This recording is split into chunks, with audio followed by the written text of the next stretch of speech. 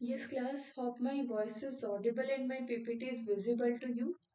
आज की क्लास में हम डायरेक्टिंग के बारे में पढ़ने वाले हैं। डायरेक्टिंग क्या है, डायरेक्टिंग के कंपोनेंट क्या हैं, डायरेक्टिंग के फीचर्स क्या हैं, क्यों हमें इसकी ज़रूरत पड़ी, कैसे ये हमारे मैनेजमेंट के अंदर हेल्प करता है, ये सब देखेंगे। तो चलिए स्टार्ट करते हैं।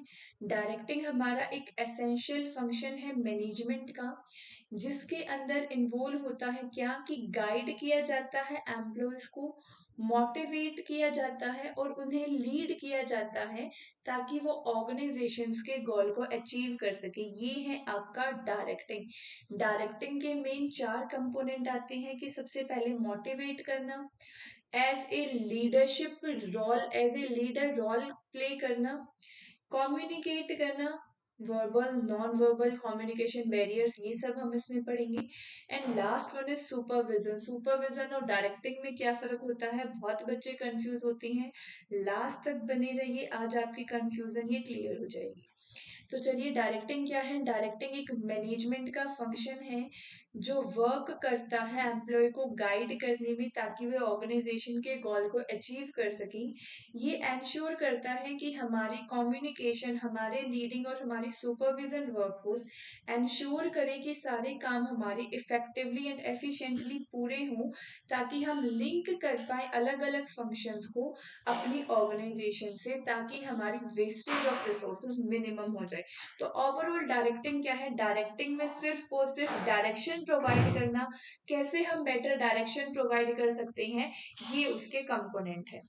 तो चलिए वन बाय वन हम कंपोनेंट की तरफ बढ़ते हैं। सबसे पहला कंपोनेंट है हमारा motivation. What is motivation. Motivation क्या है, मोटिवेशन आपके दो टाइप का होता है, like intrinsic motivation and extrinsic motivation.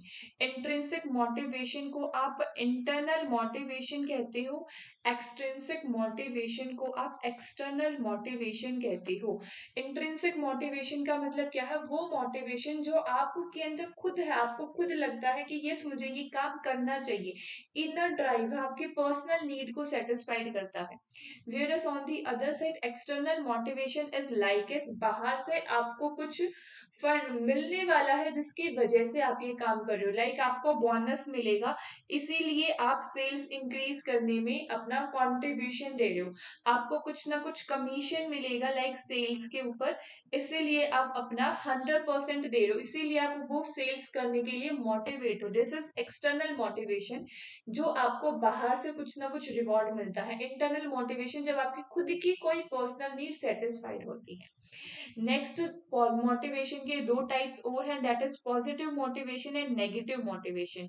Positive motivation is like कि जो आपको फॉस्टर करता है, सपोर्ट करता है, एनकरेज करता है कि आप अपने वैल्यूज को इंक्रीज करो। कोई भी ऐसा मोटिवेशन जो आपको लॉन्ग टर्म बेनिफिट दे के चलता है, उसको पॉजिटिव मोटिवेशन कहा जाता है। लाइक आप जॉब सेटिस्फेक्शन, क्रिएटिविटी, रॉयल्टी पे वर्क करते हो।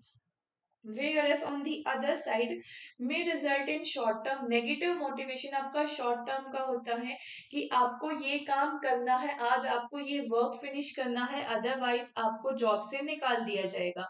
जिस आपको आज एक पर्टिकुलर चैप्टर कंप्लीट करना है, अदरवाइज आप कल के टेस्ट में फेल हो जाओगी। तो कोई भी ऐसा रिजल्ट जिसका कुछ नेगेटिव इम्पैक्ट निकलता है, जिस वजह से वो काम कर रहे हो, उसको कहा जाता है नेगेटिव मोटिवेशन। जो भी मोटिवेशन, क्या मोटिव होके आप कुछ मोटिवेशन से कोई वर्क परफॉर्म करते हो, अगर उस वर्क का रिजल्ट कुछ नेगेटिव निकलता है, अगर आप वो वर्क नहीं करते हो जिसकी वजह से उसका रिजल्ट कुछ नेगेटिव निकलता है, तो उसको नेगेटिव मोटिवेशन बोला जाता है। वो वर्क करते हो जिसकी वजह से उसका रिजल्ट पॉजिटिव निकल जाता है, तो उसे पॉजिटिव मोटिवेशन कहा जाता है। कुछ मोटिवेशन की थ्योरी है, जो सबसे पहली सबसे मेन है आपकी मैस्लो नीड हायरार्की थ्योरी। आप सबने ये पढ़ी होगी 12th क्लास में, मेनली यही थ्योरी है, लेकिन दो छोटी छोटी थ्योरी और भी हैं जो मैं आपको करवाऊंगी, लेकिन आपका main question Maslow need hierarchy theory के ऊपर ही आता है। मैस्लो नीड हायरार्की थ्योरी के अंदर टोटल 5 टाइप्स की नीड के ऊपर बात करी गई है। ये 5 टाइप की नीड आपके दो पार्ट के अंदर डिवाइड है, that is basic need and higher need. Basic need वो नीड जो आप कोई भी वर्क करते हो तो उसमें सबसे पहले चाहिए, लाइक आपकी फिजियोलॉजिकल नीड, फिजिकल, रोटी कपड़ा मकान की नीड, वे सबसे बेसिक नीड। सेकंड है आपकी सेफ्टी नीड। सेफ्टी नीड कि आप जो वर्क कर रहे हो, आपको रोटी कपड़ा मकान मिल रहा है, ठीक है, लेकिन आप उस वर्क में सेफ फील करो, आपको सिक्योरिटी प्रोवाइड की जाए, आपको कोई फिजिकल हार्म का उसमें कोई डर ना रहे। वहीं पे on the other side higher needs आती हैं, जब आपकी वन बाय वन ये नीड पूरी होती है। ये चीज भी याद रखना, ये नीड आपकी हायरार्की के अंदर होती है। जब साइकोलॉजिकल नीड पूरी होती है उसके बाद आप सेफ्टी नीड पे जाते हो, देन आप social need, self extreme and self actualisation. अब सोशल नीड क्या है कि आपके पास रोटी कपड़ा मकान है, आप सिक्योर हो, आपकी सेफ्टी है, आपको कोई जॉब का खतरा नहीं है, आपको कोई टर्न बाहर को कोई जॉब से निकाल देगा ऐसा कोई आपकी टेंशन नहीं है, तो आप आते हो सोशल नीड पे, जहां पे आप चाहते हो कि सोसाइटी से आपको अप्रेजल मिलता रहे।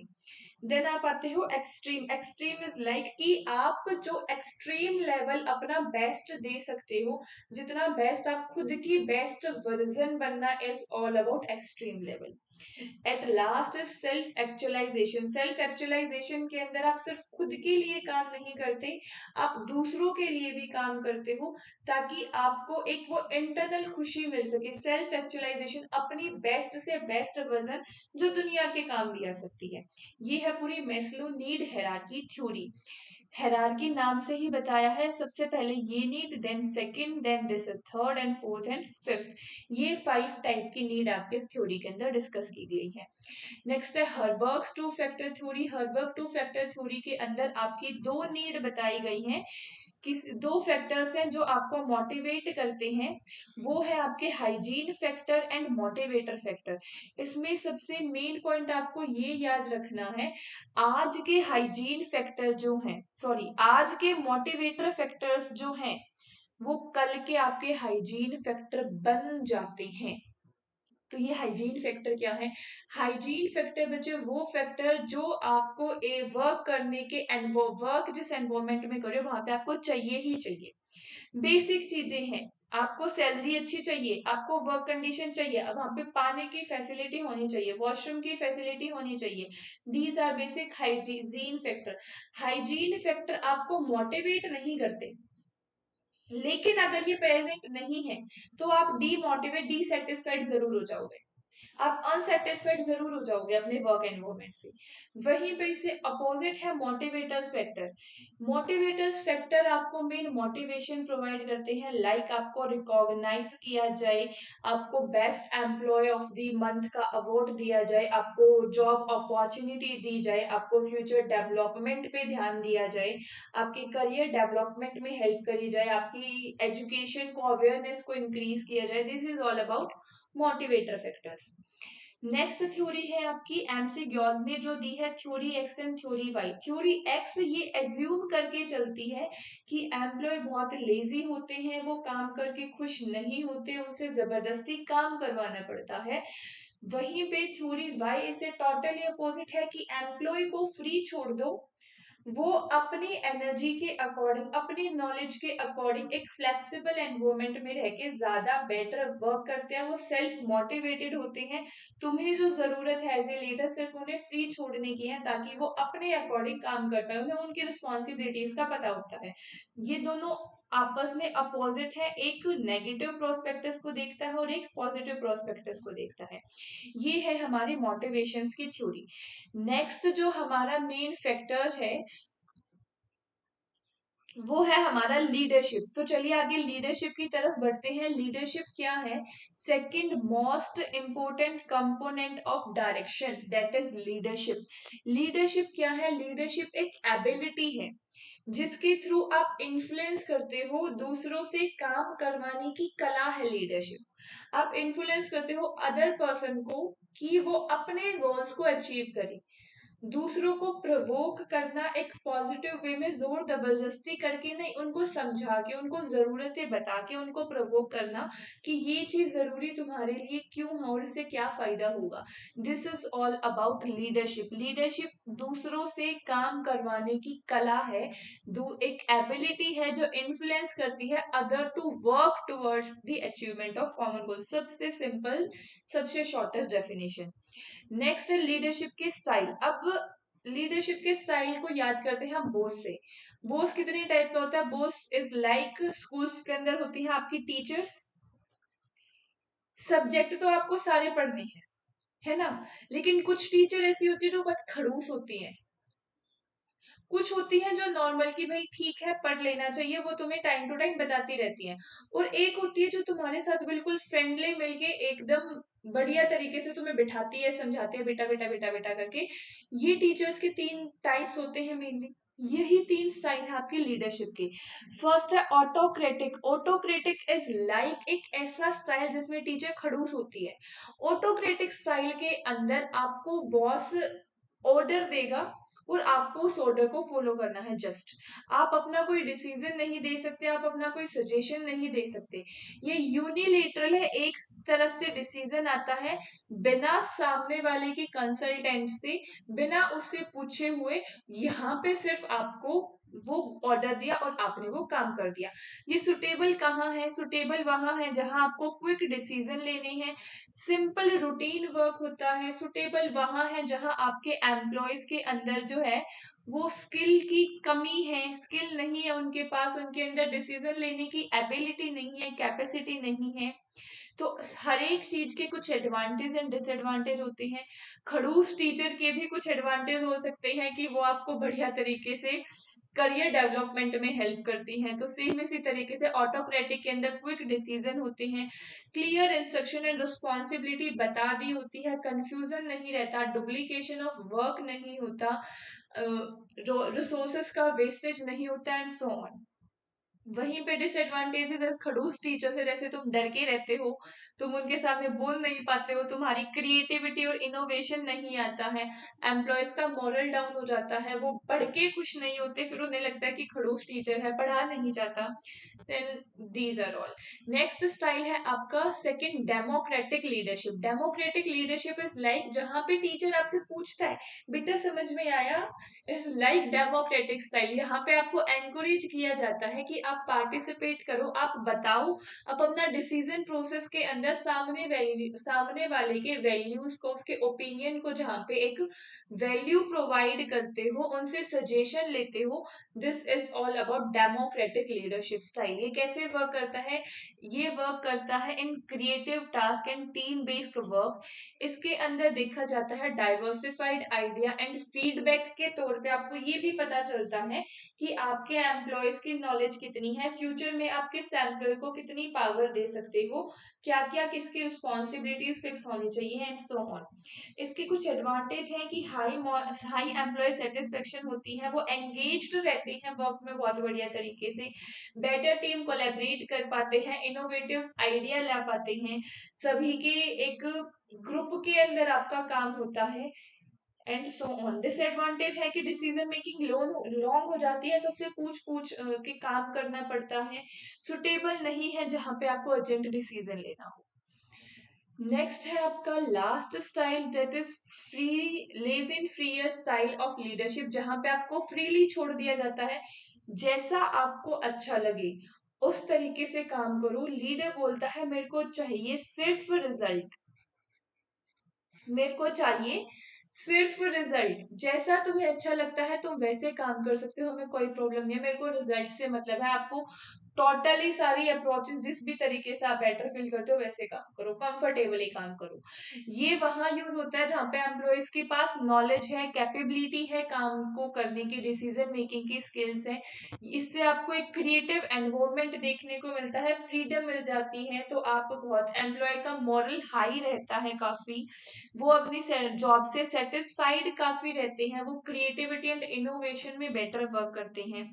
लेकिन कुछ डिसएडवांटेज ऐसी है कि उनको डायरेक्शन प्रोवाइड नहीं होती, वो कंफ्यूज रहते हैं, उनकी एफिशिएंसी का वो पता नहीं कर पाते, कोऑर्डिनेशन नहीं होती, कोई प्रॉब्लम होगी तो अकाउंटेबिलिटी किसको ही रखी जाएगी वो कुछ पता नहीं होता, कुछ ओवरऑल कंफ्यूजन सिचुएशन रहती है।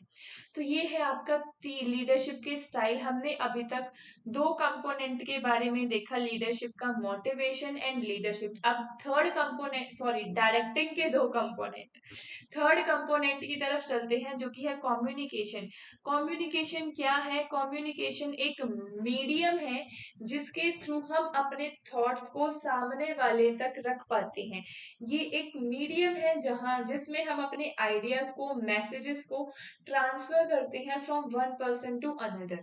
इसके अंदर इन्वॉल्व होता है एक्सचेंज इंफॉर्मेशन जो एंश्योर करता है कि काम हमारा बेटर तरीके से हो।